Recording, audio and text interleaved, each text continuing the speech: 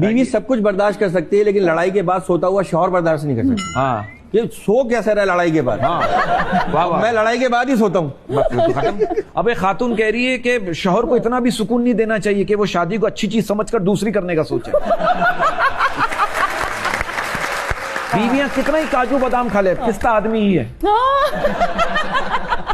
अब वो बीवी जो है ना, वो शौहर से कहने लगी मुझे डर लगा रहता है आप कहीं दूसरी शादी ना कर लें। शौहर ने 3 महीने के बाद ही दूसरी शादी कर ली। बीवी ने कहा क्यों? कहने लगा मैं नहीं चाहता तुम हमेशा खौफ में रहो। अच्छा, बीवियां फरमाइशें भी बहुत करती है ना। मेरी बीवी मुझसे फरमाइशें बहुत करती है। मेरा झगड़ा हो गया, मैंने कहा मैं जा रहा हूँ खुदकुशी करने के लिए। कह लेंगी 2-4 सफेद सूट दिलवा दे, इद्दत के दिनों में क्या पहनूंगी। कुछ खवातीन इतनी चालाक होती है, खाना खराब बन जाए शौहर के आते ही बच्चों को पीटना शुरू कर देती है। शौहर कह रहे खा लो यार, पता नहीं क्या टेंशन हो गई। ये चालाकी अपनी जगह।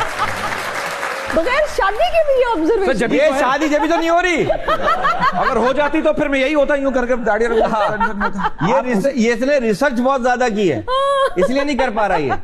मैं शादी इसलिए नहीं करता कि मैं डरता हूं कि शादी के बाद अगर औलाद मेरे जैसे निकल आई मैं तो बर्बाद हो जाऊंगा। आप देखिए दुनिया का सबसे बड़ा झूठ क्या है? क्या? हम आपकी बेटी को अपनी बेटी की तरह रखेंगे। ये झूठ है, ये झूठ है। मुझे ऐसा लगता है हमारे माशरे में अगर बहू कुछ कहते ना तो कहते बदतमीज है, जुबान दराज है। बेटी